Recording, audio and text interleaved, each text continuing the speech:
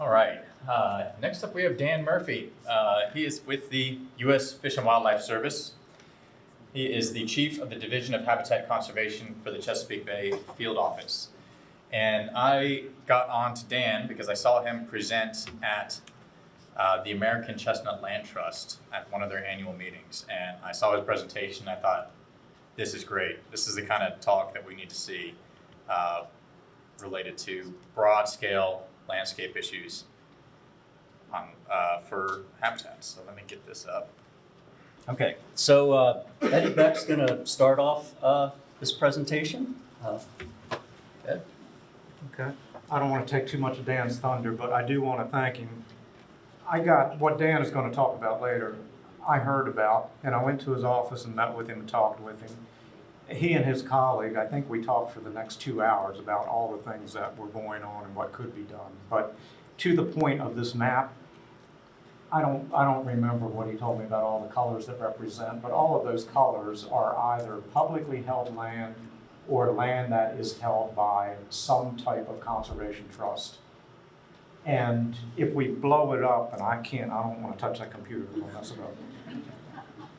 But if we look, and particularly because of where I live in the Patuxent River corridor, if we look up the Patuxent River right now, just in that corridor alone, look at the amount of land, and there's some large tracts that can be easily connected. So with what's been talked about so far, if we can increase habitat and connect these lands, and where we don't have public land that we can influence the management of, we've got the resources. With Quail Forever has just gotten our first Farm Bill biologist, is Aaron Stevie, you'll meet later. And Delaware has hired a Farm Bill biologist through Quail Forever. So we're building resources for landowners. And now when we start linking all this together, and I'm under no illusion, this may not happen in my lifetime even, but 10, 20, 30 years from now, what could happen to change this when we link all this together? So that's what the vision came from initially. So with that, I'll let Dan take over. All right. Well, thanks, Luke and Eddie, for inviting me to give a talk about landscape scale conservation and restoration planning. And I'm going to focus mostly on, totally on a new refuge that we are attempting to establish in southern Maryland, basically Anne Arundel County and Prince George's County all the way on down to St. Mary's. I am with the Chesapeake Bay Field Office of the Fish and Wildlife Service. We're located in Annapolis, and it's a different division of the Fish and Wildlife Service than refuges. We work on refuges, but we also can work anywhere in the state. Our field office works in Delaware, DC, and parts of Northern Virginia as well. And my main focus for the last 20 years has been mostly land protection. I do a little bit of habitat restoration, but I leave that up to other folks in our office who have a little bit more skill in that. So I focus mostly on land protection. I've worked with many of you on land protection projects through the years. Many of you or your organizations. One of the things that I've done is I've brought federal money to the table to match with state and NGO money to buy conservation easements on land, and also buy land and fee to go into the park system or the refuge system. With that, I think I will get started. So this establishing a new refuge, there's a three-step process. And this process started for us back in 2011. And it was shelved a few times and then picked up again. Since the Biden administration came into office, we were given the go-ahead to move into the third step of this process. So the first step is we developed a preliminary proposal, and we did that in 2011. This started back in 2011, and the refuge, particularly, I'll give a shout out to Sandy Spencer, who's the refuge biologist. The refuge and my office got together a bunch of partners, all of our partners, state, NGO, other federal partners, to help us with this, this initial proposal, this preliminary project proposal. And basically what we did is we described the landscape and why it's so important. We provided that to the Fish and Wildlife Service leadership. They gave us the go-ahead to move to the next step of the process, which is the landscape conservation design phase. And that is where we really roll up our sleeves and map out the most important parts of the landscape for fish and wildlife. And we presented that to them in 2018.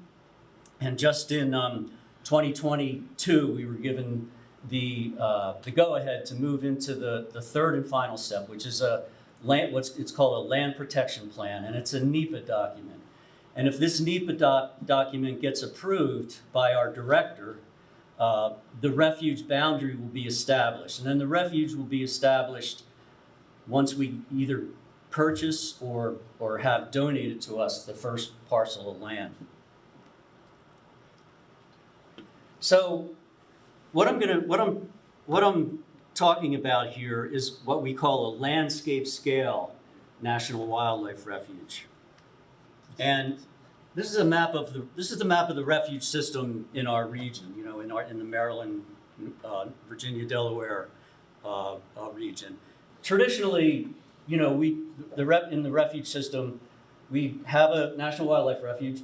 Patuxent is a good example of that. There's a 12,000 acre acquisition boundary, and they don't work too far outside that acquisition boundary. You know, they may work on conservation with partners nearby, but they don't work across the entire landscape.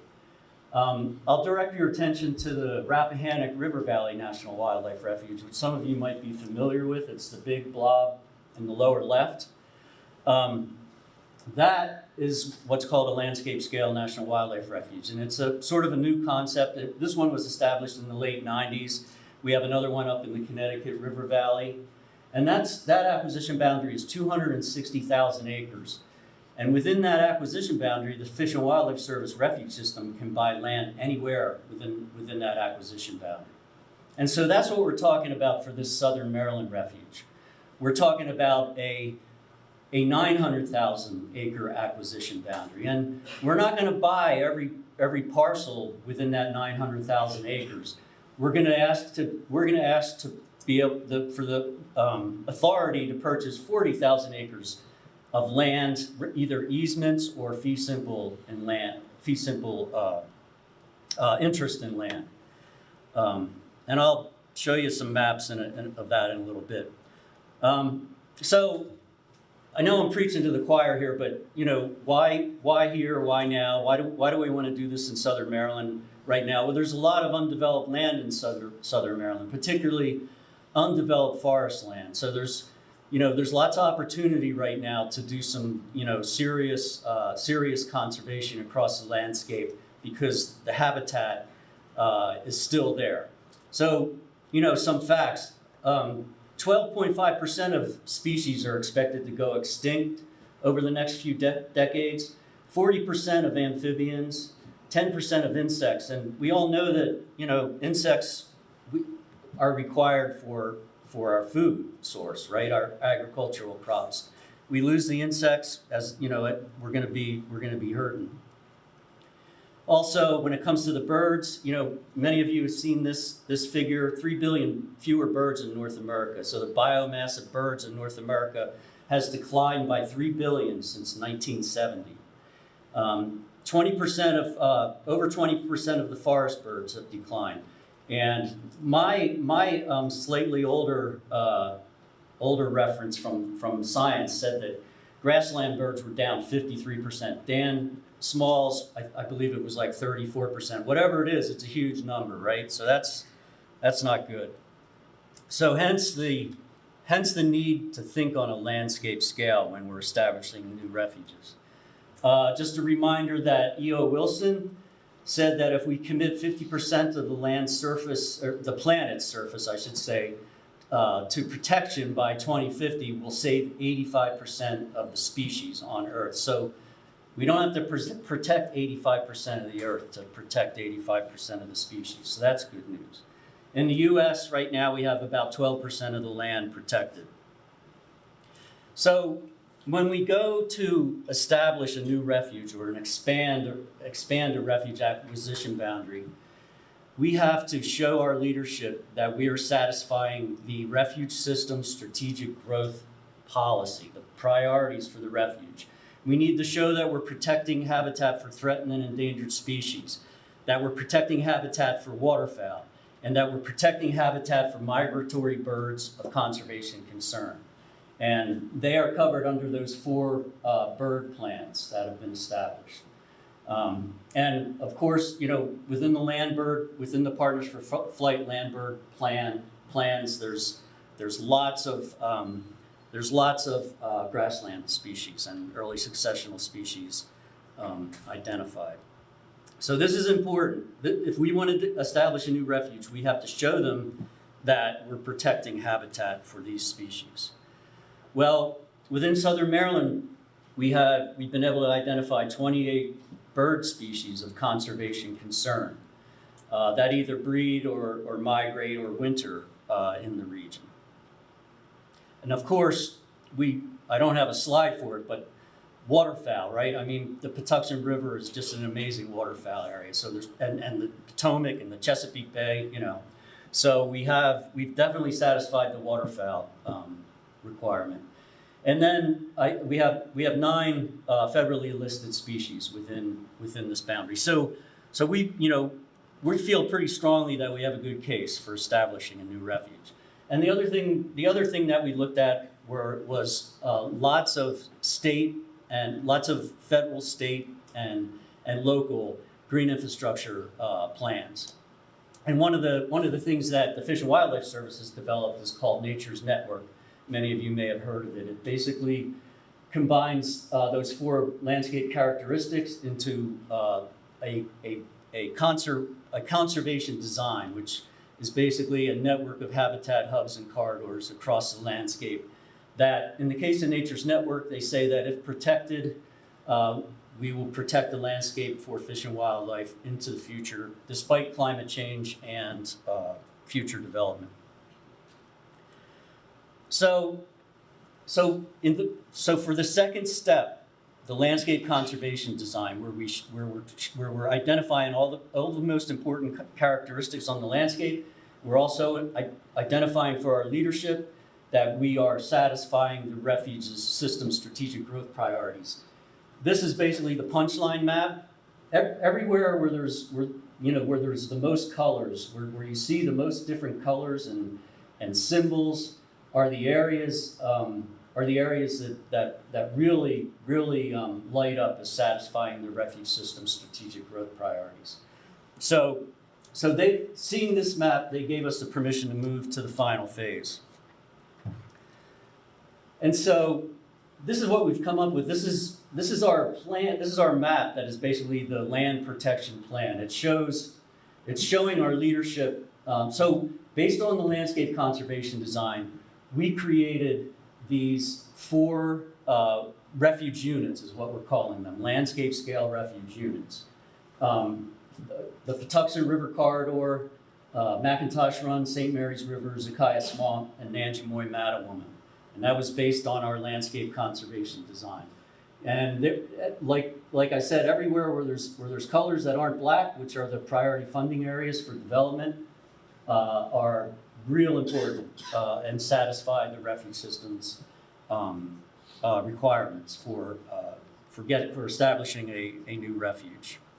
So that's over 900,000 acres. Within that 900,000 acres, we propose to protect 40,000 acres. And so within each of those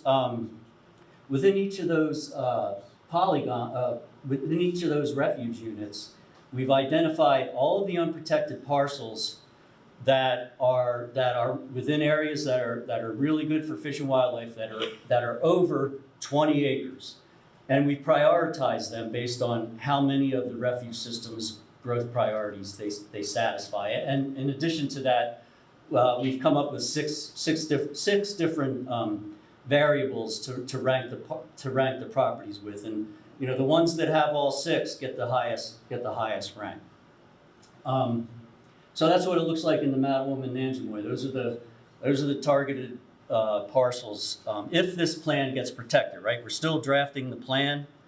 So it's a NEPA document, and right now it's in draft. We're about to send it up to our regional leadership to get their approval. And then after that, it goes out for a 45-day public review, you know, under the NEPA process. And that'll give folks across the landscape the opportunity to comment on what we have planned. And then hopefully after that, we'll finalize it. It'll go in front of the director of the Fish and Wildlife Service, and hopefully she'll sign it, and we will have a new refuge boundary established. And that's it. Thank you.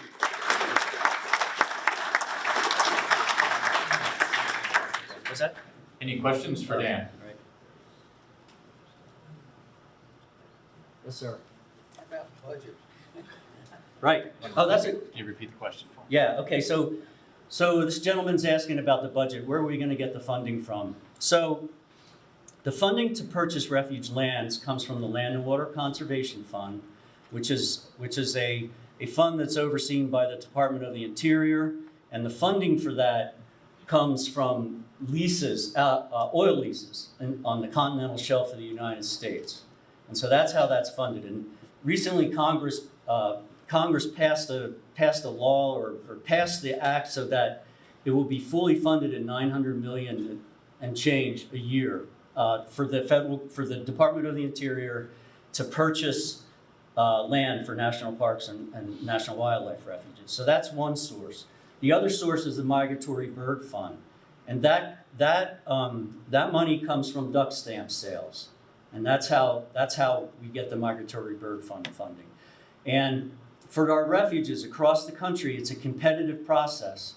Every year, you know, refuges that want to purchase new parcels have to submit a proposal to the refuge leadership and headquarters, and justify, you know, the parcels that they're protecting. So they have to show that it's competitive. So it gets ranked across other, you know, refuges across the country. So that's how it gets done. And once this refuge boundary is established, it's probably going to take about 2 years for us to be able to purchase the first property or purchase the first conservation easement, because we're going to have to submit a proposal. But if we get parcels donated to us, then the refuge will be established, you know, shorter than 2 years. Does that help? Yeah, I understand it's where the money comes from for the purchase, but the management. Oh, the management. Yeah. Well. Another story. Yeah. So this has already been done in the Rappahannock, right?